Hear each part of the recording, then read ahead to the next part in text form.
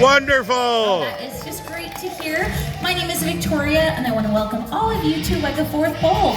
Now, we are part of San Diego Zoo Wildlife Alliance, which is committed to saving species worldwide by uniting our expertise in animal care and conservation science with our dedication to inspire a passion for nature. We integrate wildlife healthcare, science, and education to develop sustainable conservation solutions. Now, just by connecting with our wildlife here, we hope that you can learn to love them and help in your own way to conserve species worldwide. And today we're going to talk about some of the places around the globe we do conservation work in.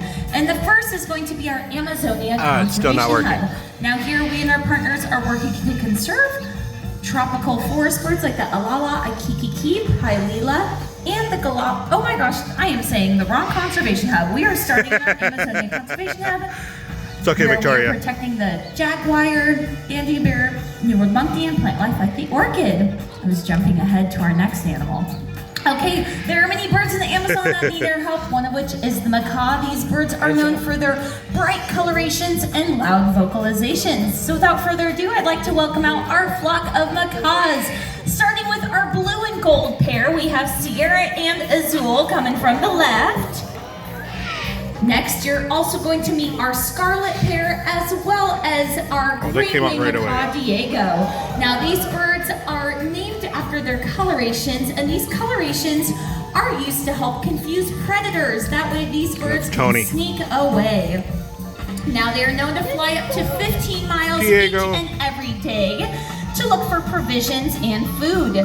Something that they do to help out their native land is they help tree production. That's right, just by eating the seeds, they disperse them all across the rainforest, helping to repopulate the trees that they call home. Now, one way that we can help protect the trees that they call home is by using shade-grown coffee. Get the same coffee taste without deforestation. So that is one way we can help out beautiful birds just like the macaw. Well, I think they did a fantastic job out here today. That was our flock of macaws. Yay! Well, thank you. So now you get to hear what I talked about earlier, but here we go. Okay, so next up, our next conservation hub is going to be our Pacific Islands Conservation Hub. Here, we and our partners are working to conserve Hawaiian forest birds like the Alala, Akikiki, Pailila, as well as the Galapagos pink iguana.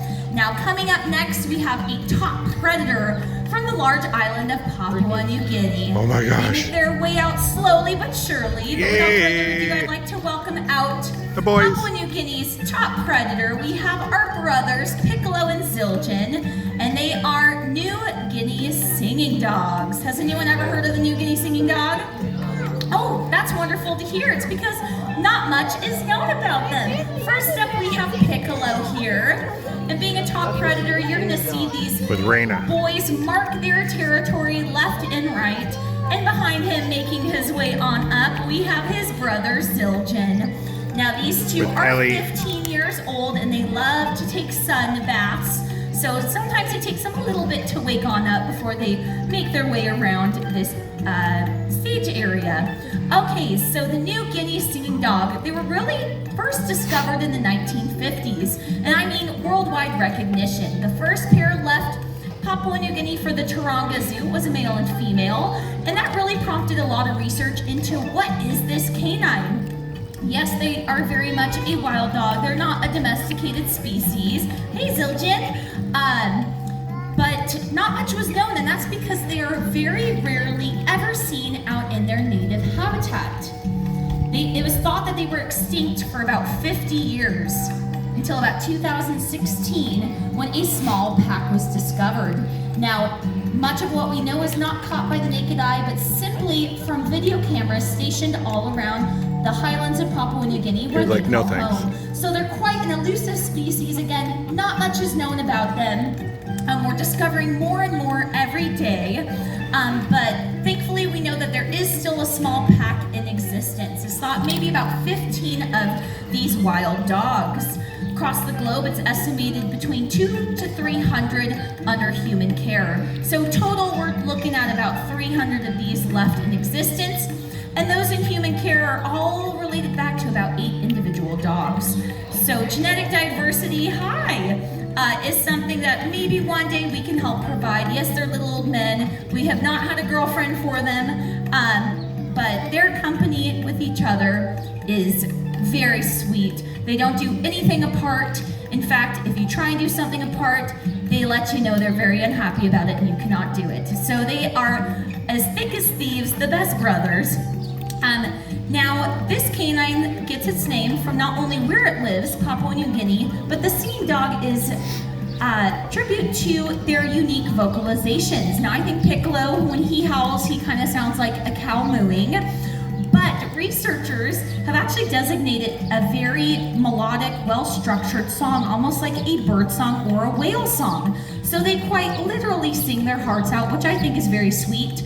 Wolves each pick a note, sing together like a choir. New Guinea singing dogs can hit a variety of notes in one howl, so that's pretty neat. They also have some cat-like features, very flexible joints and spines. They are older men, but back in their heyday, these dogs can jump 6 feet from a sit-still, and they can climb trees. Now, the highlands are very lush with dense forests, so they need to be able to maneuver their way around their habitat space there, and so very flexible joints and spines help them do so. They also have reflective eyes, and they self-groom, maintain their coat very well, so not only can they sing well, but they also look good. So again, not much is known about these dogs. In fact, it was just about a year or two ago that it was discovered that yes, they are related to the dingo. Relative hundreds and thousands of years back. These dogs have also been coined the nickname an ancient dog because their fossil records are completely unchanged from their current skeletal structures. So they've been around a long time. Yes, they are a member of the dingo family, and they're always fun to bring out here. Now, sometimes in the middle of our presentation can be tricky to do them because Piccolo likes to refuse to leave. So we'll see if they make their way on out here so you can meet our next wildlife ambassador. And it looks like they're doing just that. Oh, they were perfect today. Well, those were our brothers, our New Guinea singing dogs. Yay! Oh, thank you. Okay, next up, I am going to pass you off to one of my friends. We do that all the time, we forget.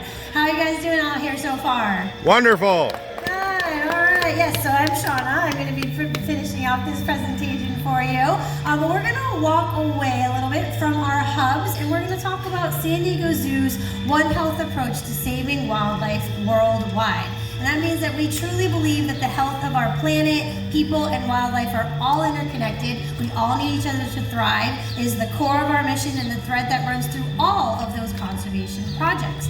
So the next wildlife ambassador that you're going to meet represents this because she is an apex predator of the skies. And without wildlife like these types of birds, we would be up to our knees in rodents. So please welcome out Einstein, our Eurasian eagle owl.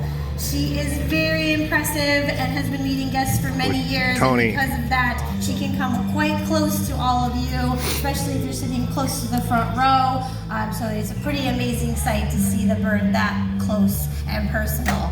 Now, Einstein, like I said, Eurasian eagle owl. That means they are not from North America. They're from Europe and Asia. And eagle because of that sheer size. And if you look at those talons, that remind you a little bit more like eagle talons as well. Now, I say she is one of the largest owl species in the world. Einstein. However, she's still a bird. So does anyone want to guess how much she weighs? 15. Someone said 5. 30. Yeah, it can be a little deceiving looking at her, right? She is still a flighted bird. So whoever said 5 was closest. She's about 5.5 pounds. Very, very good. Because she's still covered in feathers and her bones are very lightweight, even though they're very strong. However, being a 5.5-pound bird of prey is incredibly large. The owls that we have here in California are like 2.5 pounds, so she's double that size. And when her wingspan is stretched all the way out, she's about 5 feet long of wingspan. So quite a large bird indeed. Now, one of the first things that everyone sees when she first comes out are those great, big, beautiful yellow eyes. Those eyes allow her to see 100 times better than we can, day or night. A long time ago when I was at school, one of the best ways it was described to me is if you put a bird of prey on one side of a football field and you put a newspaper on the other side of a football field, that bird could read you the newspaper if she could read, right? Pretty amazing.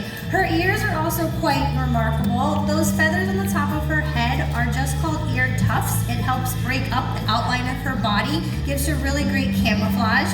But her actual ears are asymmetrical, which means one's kind of right here and one's kind of right there. And that means she can hear better than us as well. They can triangulate the sound of a mouse or prey, whatever you want to call it, up to 1/10 of a degree. It's a very scientific way of saying, let's say Einstein was hanging up in a tree and the mouse was under the snow below that tree, she could hear that mouse's heartbeat. Really, really amazing, exactly. And then of course, when she does lock in on that prey item, when she does decide to open up those wings, even with that long 5-foot wingspan, she flies down to catch that prey. She has what's called silent flight. While she's still out there in front of you, you can notice the feathers on the side are kind of serrated or jagged on the edges, and it helps the air flow through her feathers in such a way that no sound is emitted. So basically, if you are the prey of a bird of prey like Einstein, you never know what hits you. So pretty remarkable. And of course the talons, she has been working with us for many years. Einstein is well over 21 years old at this point. She holds on to us very gently. However, the power behind those talons can pop a car tire. So very strong indeed. Does a great job at being that predator, getting those mics for us. And she did a great job out here. Again, that was Einstein, our Eurasian eagle owl. And there's some things that you can do. Oh, we got a little friend out here. Good. There's some things that you can do.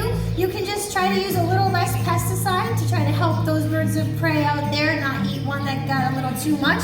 And you can also use peppermint as a deterrent, or you can get an owl box, which will actually promote birds of prey to come take care of those rodents for you. But speaking of rodents, the type that we don't want to get rid of, I think she peeked her head out. She likes to do this. She comes in, she comes out. But another pretty amazing creature we have, when she decides, she's thinking about it. Somebody saw her earlier, but we have, her name is Justine Beaver. Yes, I love when you get the joke. Okay, so we didn't name her, but she did come to us when she was just a little tiny beaver. She was about a 1-year-old from the Minnesota Zoo, and at the time, a little certain famous person was pretty famous back then, so it was a pretty fun name for her. But now Justine is, gosh, she's almost 16 years old, I think. She's 15 years old, and she's been with us for quite some time. But she still likes to kind of take her time and make sure that it's nice and safe out here. Remember, she is not a predator. She is a prey animal, so she's going to make sure that, you know, those singing dogs and anything else that we work here as a predator is not around. Now, I talked about how Einstein can help, you know, get rid of the rodents that we don't want. However, not all rodents are a nuisance, and not all rodents are quote-unquote bad, right? Some of them are actually quite important, and the beaver is one of them. They are what we call a keystone species. Anyone know what a keystone species is? Oh, okay. Well, keystone species is a species that other species greatly depend on to survive, believe it or not. We think of usually predators as being a keystone species because they can regulate population control, but sometimes rodents can be a keystone species, and I'll explain why. We all know that beavers create those waterways, they create dams so that they can make their lodges under the water. Well, when they are creating those dams and making those waterways, they actually are diverting the pathways of water and creating tiny little ecosystems within the environment that they live in. So they actually provide homes for a lot of other wildlife. So they're pretty important. In fact, there she is. In fact, I read that beavers alter their environment almost as much as humans. So we alter it the most, and then the beavers are second in line. So pretty remarkable indeed. Now, beavers are the second largest rodent in the world. What's the first largest rodent?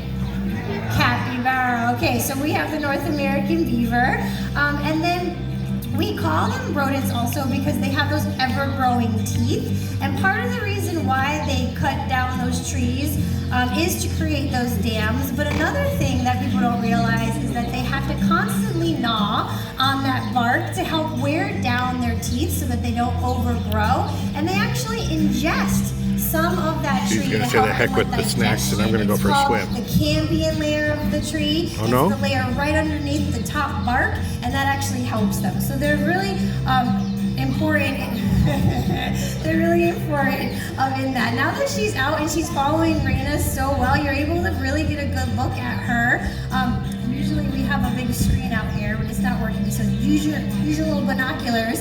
But she can see that she uses her front hands just like we do. She's very dexterous with those front hands. She gently takes her treats, and she's going to use those hands to help walk around. But when it comes to swimming, they use those back feet. So I think you can kind of see them as she's walking around a little bit, but her back feet are webbed just like a duck to help her kind of glide through the water. And then when she gets in, she just kind of holds her little front feet like this and keeps them still. So she's going to use the back feet to kind of move herself. And then the tail, she uses like the rudder of a boat. She simply just turns her tail to the left or the right to help move herself around. They also use that tail to pack in mud and dirt in between the logs, kind of like cement. And another way that they're kind of keystone is they do something called tail slapping.